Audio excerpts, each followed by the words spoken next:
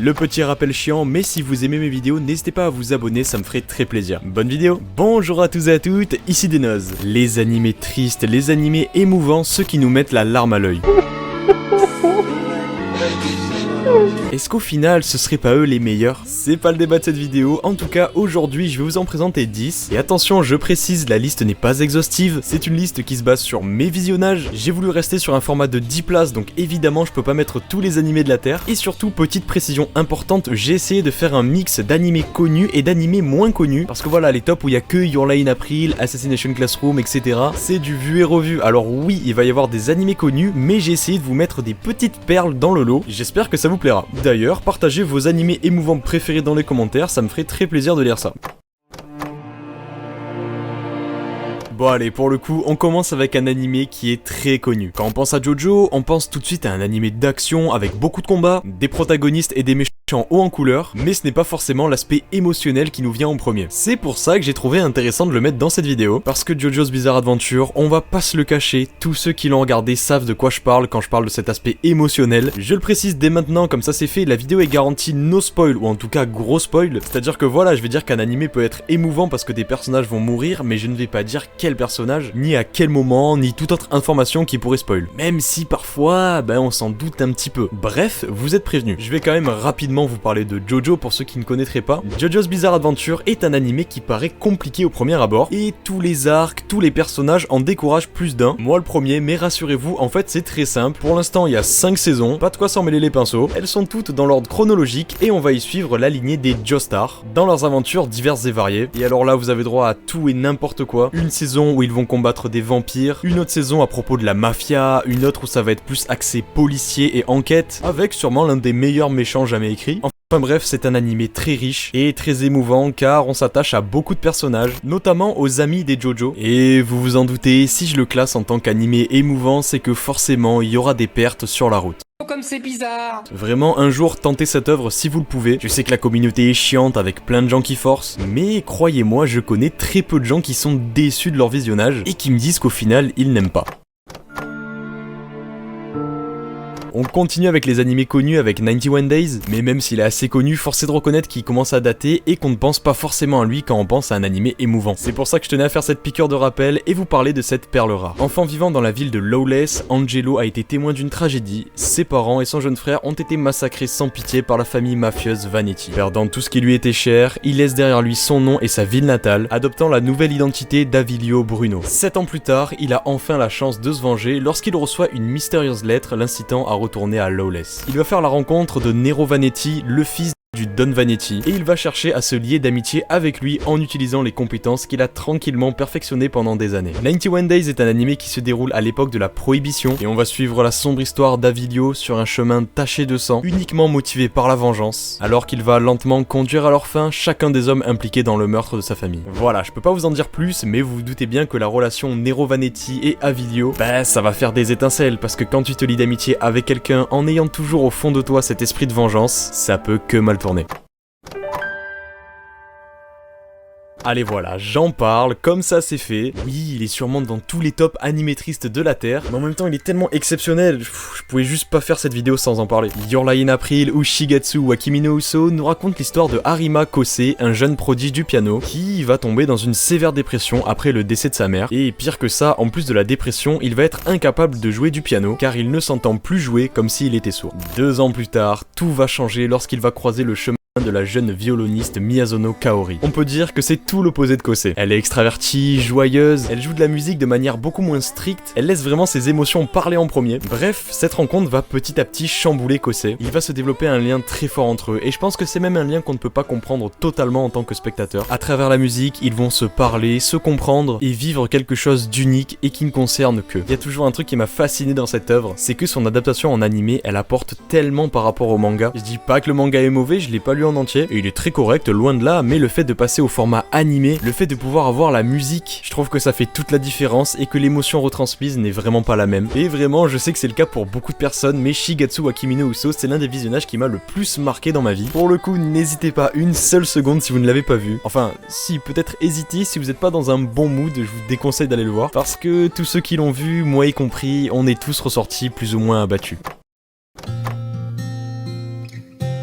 Waouh, 2010, Angel Beats 2010. Écoutez, j'ai l'impression de l'avoir vu hier, mais pourtant je me fais vieux et cet animé commence vraiment à dater. Il était extrêmement populaire à l'époque et je sais pas si c'est encore le cas. Du coup, je tenais quand même à vous en parler. C'est l'un des premiers animés que j'ai vu, donc forcément à l'époque quand je l'ai regardé, je n'avais pas beaucoup de comparaisons possibles. C'est pour ça que je l'avais trouvé complètement exceptionnel. Aujourd'hui, je serais peut-être un petit peu moins emballé, mais niveau émotion, l'animé est au rendez-vous, malgré quelques petits défauts qu'on peut lui trouver. Mais du coup, de quoi ça parle Angel Beats? On va y suivre l'histoire de Otanashi qui se réveille seulement pour apprendre qu'il est mort. Ouais, on a connu mieux comme réveil. Une fille lourdement armée nommée Yuri explique qu'ils sont dans l'au-delà et Otanashi se souvient seulement de son nom. Yuri lui explique ensuite qu'elle dirige un groupe qui mène une guerre contre une fille nommée Tenchi, autrement dit l'ange. Otanashi ne comprend pas pourquoi est-ce qu'il mène une guerre contre une simple jeune fille. Il va donc tenter de lui parler, mais la rencontre va pas se dérouler comme prévu. Otanashi va finalement rejoindre le groupe de Yuri pour essayer de percer les mystères sur ce prétendu ange et sur l'au-delà dans lequel il se trouve. Si vous voulez votre dose d'émotion, Angel Beats,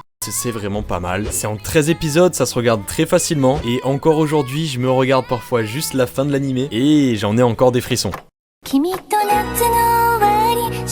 L'histoire de Anohana nous entraîne aux côtés de Jintan, Hanaru, Yokiatsu, Tsoluko, Popo et Nemma, 3 jeunes filles et 3 garçons inséparables vivant à la campagne. Malheureusement, un jour, un accident mortel va frapper Memma et le groupe d'amis va se séparer. Cependant, des années après, un beau jour, l'esprit de Memma revient chez Jintan sans aucune explication. Et apparemment, elle ne pourrait pas partir tant que Jintan n'aura pas réalisé son vœu. Il faut bien préciser que seul Jintan est capable de voir Memma. Alors bon, immédiatement, il va se dire que c'est dû à son traumatisme, il a vraiment été chamboulé par sa disparition, c'est peut-être aussi dû à la chaleur de l'été, bref, il se dit que c'est qu'une hallucination. Mais malgré cela, il va tout faire pour réaliser le souhait de Memma et va donc ainsi reformer son ancien groupe d'amis. Bien sûr, au départ, ils pensent tous qu'il est devenu fou, mais ils vont réaliser que le désir de réaliser le vœu de leur amie défunte est bien réel et que Jintan ne mentait pas en disant la voir et lui parler. Anohana, c'est un animé à propos du deuil, à propos d'un traumatisme. La manière dont sont traités les personnages est vraiment intéressante. Chacun va avoir sa manière de surpasser le deuil. Hanaru, elle s'est fait un autre groupe d'amis. Popo, il ne rêve que de voyager pour s'échapper. Yukiatsu et Tsoluko sont dans le même lycée et restent toujours ensemble en étant très sérieux. Et Jintan, c'est devenu un Ikikomori, c'est-à-dire une personne qui s'isole volontairement de la société, qui reste recluse chez elle et a le moins d'interaction sociale possible. Je ferai sûrement une vidéo sur les Ikikomori, c'est très intéressant, même si c'est un sujet assez lourd et pas très joyeux. Mais enfin bref, dans Anohana, vous l'aurez compris, chaque personnage aura sa manière de se défendre, que ce soit avec une passion, de nouvelles rencontres ou encore en s'enfermant dans du travail, mais comme vous le verrez, quand le passé va les rattraper, leur soi-disant carapace va pas tenir longtemps. Enfin bref, Anohana c'est en 11 épisodes, c'est sorti en 2011 et c'est toujours aussi excellent. Mention spéciale à l'ending qui en a fait pleurer plus d'un, et j'avoue que je m'inclus peut-être dedans, mais vous avez pas de preuves. Allez, animé suivant.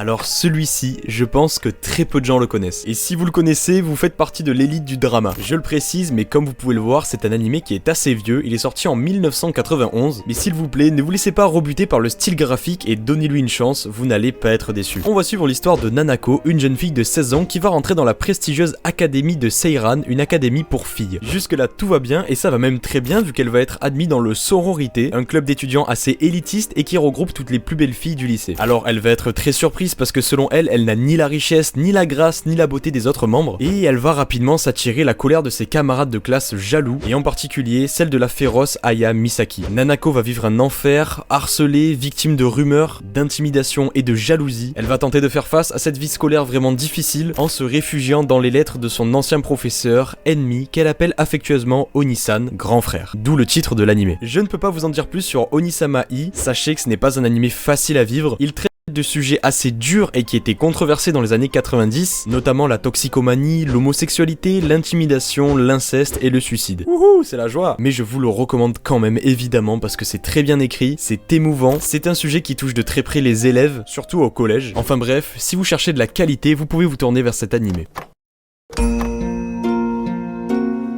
Ah, on va parler d'un de mes animés préférés, Mushishi, un animé dont on n'a pas envie qu'il s'arrête. Les Mushi sont les formes de vie les plus élémentaires au monde. Ce sont des êtres qui n'ont soit aucun but, soit un but qui dépasse les simples êtres vivants. Leurs actions vont au-delà de la notion de bien et de mal, ils se contentent juste de vivre. Pour continuer dans la définition des Mushi, même si c'est un sujet qui est justement abordé dans l'animé, car comprendre ces êtres c'est le travail de toute une vie, ces derniers peuvent exister sous d'innombrables formes et sont capables d'imiter des choses du monde naturel telles que les plantes, les maladies et même des phénomènes comme les arcs-en-ciel. Mais voilà, comme je vous l'ai dit, ce n'est qu'une vague définition, parce que même les appeler forme de vie serait une simplification excessive. Les informations sur les Mushi sont rares car la majorité des humains ignorent leur existence et ne les voient pas. Mais alors, que sont les Mushi et pourquoi existent-ils? Et bien justement, c'est la question à laquelle un Mushishi, nommé Ginko, se pose constamment. Les Mushishi sont ceux qui font des recherches sur les Mushi, dans l'espoir de mieux les comprendre, mieux les gérer, parce qu'ils peuvent poser beaucoup de problèmes, et de comprendre quelle est leur place dans la vie. Durant tout l'anime, on va suivre Ginko qui poursuit les rumeurs d'événements qui pourraient être liés à des Mushi, dans le but d'aider les gens qui sont victimes des Mushi, mais également de trouver la réponse à sa question, parce que cela pourrait après tout conduire au sens de la vie elle-même. Ouais, rien que ça. C'est un animé relaxant, philosophique, qui va vous faire voyager à travers un Japon féodal, à travers des mythes et des légendes, tous plus intéressants les uns que les autres. Mais attention, ce n'est pas un animé qui va vous ménager. Chaque épisode est une petite histoire et en général, il n'y a jamais de happy ending. Vous et les personnages allez être confrontés à la dure réalité de la vie et allez devoir faire face à tout ça, tout comme Ginko. Je vous recommande à 200% l'aventure Mushishi. C'est un animé avec très peu d'action mais plein de leçons de vie, de moments émouvants où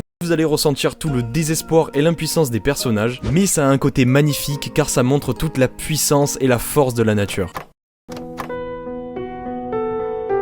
Après la mort, il n'y a ni paradis ni enfer, seulement un bar qui se situe entre la réincarnation et l'oubli. L'histoire débute avec l'arrivée de deux personnages, Takashi et Machiko, qui ne se souviennent pas comment ils sont arrivés ici. Le maître des lieux et barman Dekim ne répond à aucune de leurs questions et leur impose de jouer à un jeu. Il leur explique que cependant, leur vie sera mise en jeu et qu'à l'issue de leur duel, ils seront soit réincarnés, soit envoyés dans le néant. Mais la petite subtilité, c'est que Dekim n'a pas précisé si le fait de gagner ou perdre avait quelconque conséquence. Du coup, tout l'intérêt du jeu va être de voir jusqu'où les personnages peuvent aller pour gagner, révéler leur côté le plus sombre et leurs vices, et ce n'est qu'une fois fait que Dekim, l'arbitre de l'au-delà, va décider du sort de chacun. Dekim reçoit donc constamment des gens qui viennent de mourir pour les juger, et tout l'intérêt c'est qu'ils ne savent pas qu'ils sont morts. Cependant, un jour il y a une étrange jeune fille qui va arriver, mais elle va savoir qu'elle est morte, ce qui n'était jamais arrivé et va poser souci. Le temps de trouver une solution, elle va rester avec lui, et Dekim, qui était tout simplement un pantin, un personnage froid et sans émotion, va peut-être commencer peu à peu à changer. Mais ça, je vous laisse le découvrir par vous-même. Desperate, c'est un animé en 12 épisodes sorti en hiver 2015. C'est un très bon animé qui se regarde facilement et qui est très joli, et à la base, il était destiné à former de jeunes animateurs. Voilà, c'était le petit fun fact cool, et évidemment, côté émotion, c'est au rendez-vous. La fin est vraiment pas mal. Enfin bref, vous m'en direz des nouvelles.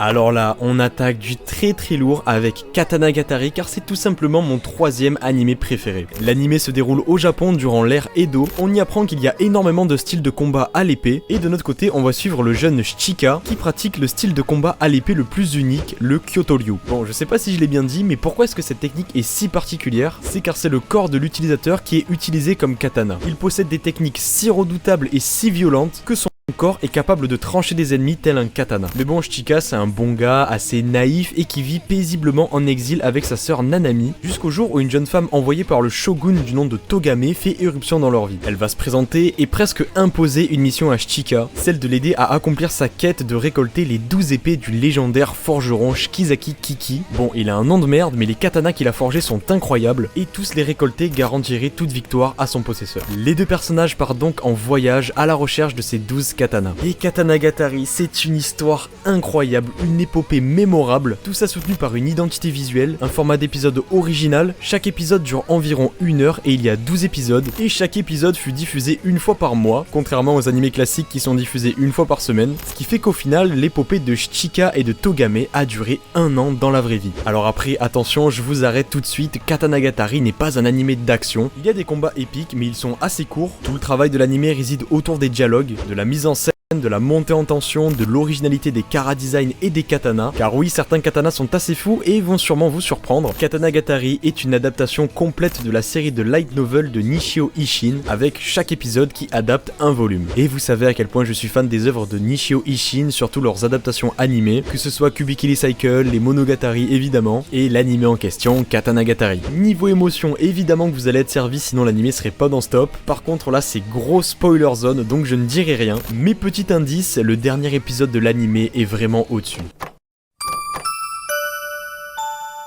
Ah, Ah ça y est, on y arrive, l'animé le plus émouvant pour moi. Et également un de mes animés préférés, Clannad. Si vous voulez un ordre de comparaison, si je place Katanagatari 3ème, alors Clannad arrive juste après en 4ème position. Mais pour le coup, niveau émotion, Clannad explose Katanagatari vu que l'animé est un petit peu basé sur ça. Mais oui, la réputation de Clannad est bien méritée, je sais que c'est un animé très connu, mais j'étais obligé d'en parler tellement je l'adore, et forcément une vidéo top 10 animé triste sans Clannad, ce n'est pas une vidéo top 10 animé triste réussie. On va suivre l'histoire de Tomoya qui est un délinquant avec une vie un petit peu ennuyeuse. C'est un lycéen tout ce qu'il y a de plus banal et qui n'a rien d'autre à faire de sa vie que tuer son temps au lycée. Mais un jour, alors qu'il se rend à l'école, il va croiser une jeune fille qui marmonne doucement pour elle-même. Elle va s'exclamer avec le bruit d'un plat japonais dans le but de se donner à elle-même du courage. C'est ainsi que le grand gaillard Tomoya va rencontrer la jeune fille Nagisa et qu'il va dans le futur se lier d'amitié avec elle. Les deux personnages sont un petit peu les deux opposés. Tomoya c'est le bad boy alors que Nagisa elle a été retenue 1 an en raison d'une maladie grave. C'est une fille fragile, assez pure et son plus grand rêve c'est de relancer le club de théâtre de l'école. Et c'est ainsi que durant tout l'animé, Tomoya, Nagisa et leurs amis vont essayer de réaliser ce rêve en reformant un club de théâtre à leur lycée. Dans Clannad, certains personnages ont une histoire assez tragique, il y a quelques drames qui vont survenir, mais globalement l'animé est assez joyeux. Alors pourquoi est-ce qu'il est autant acclamé pour son aspect dramatique et son côté émotionnel? Eh bien, tout se joue dans la 2ème saison, Clannad After Story. Clannad After Story, c'est vraiment la saison qui est acclamée pour sa qualité et le fait qu'elle soit un vecteur à émotions surpuissant. Contrairement à beaucoup de personnes qui remettent en doute la qualité de la première saison de Clannad, moi j'ai beaucoup aimé cette saison, mais Clannad After Story met la barre tellement haut. On va continuer de suivre Tomoya et Nagisa, cependant ils ont enfin quitté le lycée et commencent leur vie d'adulte. Et qui dit vie d'adulte dit problème, dit réalisation que tout n'est pas rose, qu'on voit beaucoup moins les copains d'avant, voire plus du tout. Le lycée commence à être loin, encore plus le collège, et au final, les fous rires quotidiens se font rares. Bref, Clannad After Story, c'est une claque, puisque tous les jeunes adultes qui regardent l'animé et les lycéens peuvent s'identifier à ça. L'animé souligne l'importance de la famille et les luttes de l'âge adulte, ces luttes qui sont souvent insoupçonnées lorsqu'on est collégien ou encore lycéen. Enfin bref, je vous laisse regarder Clannad, c'est une expérience de vie. Je rigole pas du tout, je ne mâche pas mes mots. Après avoir regardé Clannad, j'ai été un petit peu changé, et rien que pour ça, cette œuvre a une place très spéciale dans mon cœur et j'espère que vous kifferez tout autant cet animé. J'espère sincèrement que cette vidéo vous aura plu. N'oubliez pas mon code des noces pour kayobi.com. C'est un site de vente de vêtements streetwear japonais vraiment très stylé avec des pantalons incroyables, des t-shirts aux motifs divers et variés, des sweats et j'en passe. Et en plus avec le code vous aurez une jolie réduction pour encore plus vous faire plaisir. Enfin bref, sur ce c'est la fin de cette vidéo, j'espère qu'elle vous aura plu.